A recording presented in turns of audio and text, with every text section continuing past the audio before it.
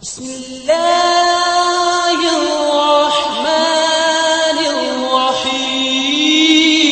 میرے نبی پاک علیہ الصلوۃ والسلام نے جانور سے اس کے بچوں کو جدا کرنے سے منع فرمایا۔ جب تک بچے کو ماں کی ضرورت ہے اسے جدا نہیں کیا جائے گا، جب تک وہ دودھ پیتا ہے اسے جدا نہیں کیا جائے گا، جب تک چڑیا کا بچہ بھی چھوٹا ہے اور اس کی ماں اس کے لیے دانہ لے کے آتی ہے تو اسے ماں سے جدا نہیں کیا جائے گا، اس کی جذبات کا احساسات کا خیال رکھا جائے گا۔ یہاں تو میرے دیہاتوں کے جو بڑے سمجھدار قسم کے سمجھدار چودھری قسم کے لوگ ہیں، ان کا بھی جب بہو سے اختلاف ہوتا ہے تو کہتے ہیں اس کے بچے رکھ لو، یہ جب خود روئے گی تو لوٹ کے آ جائے گی۔ جس محبوب نے جانور سے اس کے بچے جدا کرنے سے منع کیا، ماں سے بچے جدا کر رہا۔ اور سیانے لوگ اور کچھ میکے بھی ایسے ہیں، میکے بھی وہ کہتے ہیں بیٹے تو آ جا اور بچے واپس کر دے، اس لیے کہ بھئی ہمارا نہیں ان سے نظام چلے گا، بچے ان کے ہیں تو ان کو دے۔ کتنا ظلم ہے۔ سیانہ انسان ہو کے یہ بات کر رہا ہے، سمجھدار ہو کے، عقل مند ہو کے، ذی شعور ہو کے، دعویٰ ہے اس کی بزرگی کا۔ نبی رحمت علیہ السلام کی غلام حضرت ابو ہریرہ رضی اللہ تعالیٰ عنہ فرماتے ہیں، مشکات میں موجود ہے، فرمایا کہ چڑیا آئی اور آ کے میرے نبی کے کندھوں پہ بیٹھ گئی۔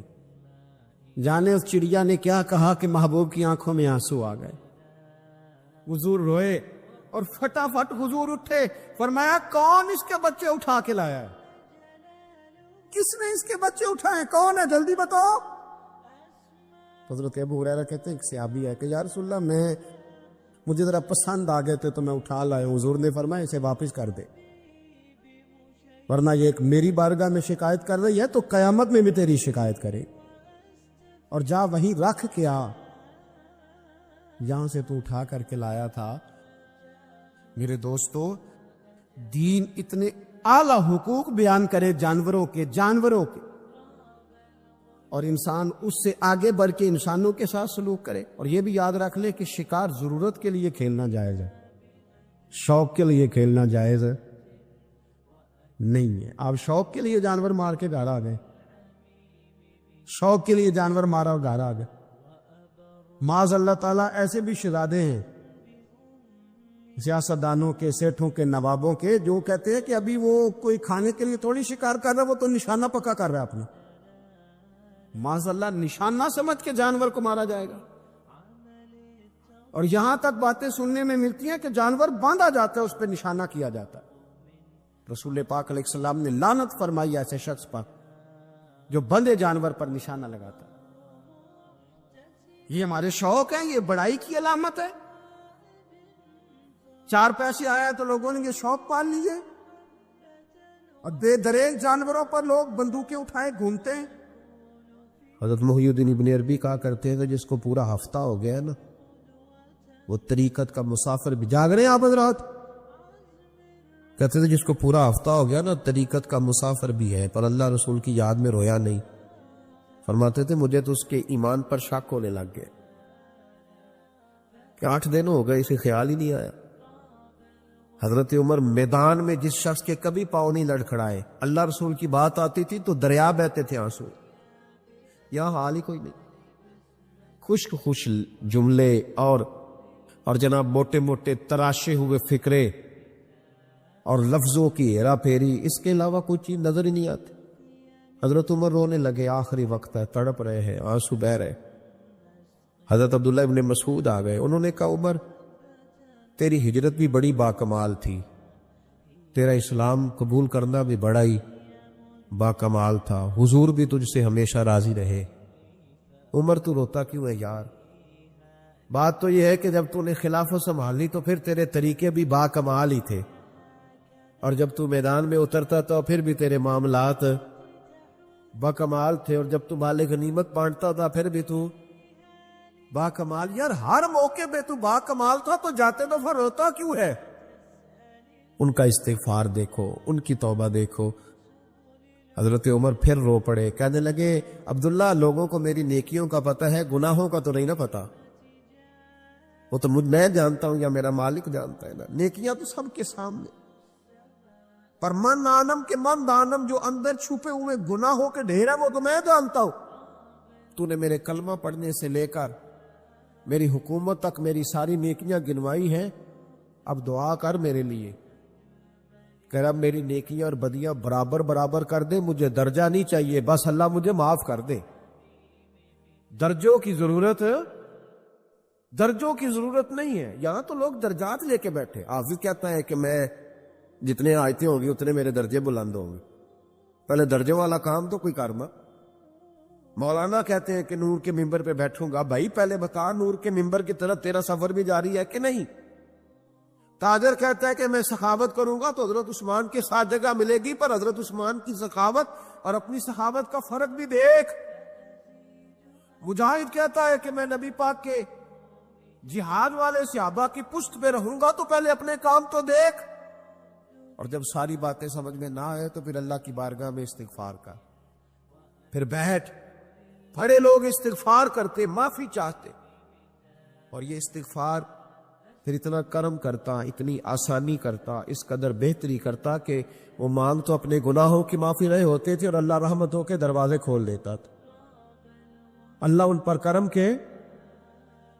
ایک ہوتا ہے خوف، ایک ہوتی ہے خشیت. خوف والے لوگ توبہ کرتے ہیں، خشیت والے استغفار کرتے ہیں. ایک ہوتا ہے خوف، ایک ہوتی ہے خشیت والے استغفار کرتے. نبی کریم علیہ السلام نے فرمایا میں دن میں 100 مرتبہ استغفار کرتا. دن میں. توبہ والا کہتا ہے کہ میں بھول گیا تھا، مجھے معافی مل جائے. اور خشیت والا کہتا ہے میرا یار ناراض نہ ہو جائے. وہ استغفار ہی کرتا رہتا ہے، وہ معافی. حضرت رومی نے مثال دی ہے. فرماتے ایک عورت تھی تو بھیک مانگا کرتی تھی. ایک دن بادشاہ کے دروازے پہ بھیک مانگنے گئی تو بادشاہ کو پسند آ گئی. اس نے نکاح کر لیا. 20 کنیزائیں اس بی بی کے پاس تھی خدمت کرنے کے لیے، روٹی دینے کے لیے، کپڑا دینے کے لیے، لیکن وہ ہر وقت روتی رہتی تھی، ہر وقت روتی. ایک سمجھدار کنیز کہنے لگی کہ ملکہ اب تیرا درجہ بہت بڑا ہے، تو ہر وقت روتی رہتی ہے، معافیاں ہی مانگتی رہتی ہے ہر وقت، کون سی ایسی نعمت ہے جو تیرے پاس نہیں؟ تو وہ کہنے لگی اس لیے تو روتی ہوں. تو کیا مانا؟ کہنے لگی اس لیے روتی ہوں کہ میں اس قابل نہیں تھی جو مجھے مل گیا. کہیں میرے سر کا سائیں ناراض نہ ہو جائے، وہ کہیں بگڑ نہ جائے. مجھے پتا ہے کہ میں کیا تھی اور مجھے کہاں تک پہنچا دیا. میں روتی اس لیے ہوں کہ کبھی کہیں وہ ناراض. حضرت عمر اس لیے روتے تھے کہ کہیں مصطفیٰ ناراض نہ ہو جائے. حضرت ابو بکر اس لیے تڑپتے تھے کہ کہیں اللہ کا فضل روٹھ نہ جائے. یہ جو مولا علی اپنے کمرے میں بیٹھ کے زور زور سے استغفار پڑھتے، تو اس لیے نہیں کہ بڑے پاپ تھے جن کی معاذ اللہ معافی مانگتے تھے، اس لیے کہ رب رسول کہیں ناراض نہ ہو. خشیت تھی کہ جہاں ہم پہنچے ہوئے کہیں وہاں سے واپس. استغفار بندے کی اللہ سے صلح کرا دیتا ہے، بندے کی رب سے صلح ہو جاتی ہے جب استغفار. دیکھیں نا، بڑی سادی سی بات ہے کہ دو بھائی ناراض ہو تو بڑا کہتا ہے اس نے میری بے ادبی بڑی کی، تو چھوٹا اگر پاس آ جائے اور پیر پکڑ لے کہ چل یار معاف کر دے، تیرا بھائی نہیں. پتہ کیا ہوتا ہے؟ صرف معافی نہیں ملتی. ہاں صرف معافی نہیں. چھوٹے نے بے ادبی کر دی، بڑے کو تکلیف ہوئی، بات جب آگے بڑھی نا تو بڑے نے شکوہ کیا. جب لوگوں نے چھوٹے کو سمجھایا تو چھوٹا جب معافی مانگتا، ادھر دیکھو میری طرف، جب چھوٹا معافی مانگتا ہے نا اٹھ کے جاتا ہے اور بڑے کے پیر پکڑتا تو نرا معاف نہیں کرتا، بڑا رو بھی پڑتا ہے. اور وہ کہتا ہے کہ وہ میں اور تم اماں کے پاس اکٹھے بیٹھتے، ایک باپ کی موٹر سائیکل پہ اکٹھے بیٹھتے، تو تیرا اور میرا رشتہ اتیار تو نے یہ کیوں؟ وہ جو آنسو نکلتے ہیں نا، وہ درد ہوتا ہے، وہ کیف ہوتا ہے، وہ سوز ہوتا ہے، وہ لذت ہوتی ہے، وہ پیار ہوتا ہے. رب کہتا ہے تو معافی مان، انہو کان غفارا، تو معافی مانگ، میں تجھے معاف بھی کروں گا، تیرے اوپر رحمت بھی فرماؤں گا، تیرے اوپر کرم نوازی بھی کروں گا، تجھے نواز دوں گا، تجھے عطا کروں گا. حضرت موسیٰ کلیم اللہ علیہ السلام کا زمانہ مبارکہ تھا، قحط پڑ گیا، بارش نہیں ہوتی. ہم لوگ نا اب تو خیر ہمارے پاکستان میں تو ٹیبل ٹاک ہوتی ہے, ٹاک شو ہوتے ہیں. ہمارے یہاں تو پتہ کیا جاتا ہے کہ بارش ہو کیوں نہیں رہی, پر اس پہ یہ ہوتا ہے کہ دھواں بڑا چڑھ گیا ہے, حالات بڑے خراب ہے, فلاں ایسے ہو گیا. قحط کا ہم تو اسباب تلاش کرتے رہتے ہیں نا جی, فوگ بہت زیادہ ہے, فلاں چیز ایسے ہے, فلاں چیز ایسے, ہم تو یہ تلاش کرتے رہتے. وہ لوگ یوں نہیں کرتے تھے, وہ سیدھے جا کے مصلوں پہ بیٹھتے تھے, اس لیے کہ وہ کہتے تھے جب رب چاہتا ہے تو پھر کوئی چیز کسی چیز کو روک سکتی, وہ سیدھے مصلے پہ بیٹھتے.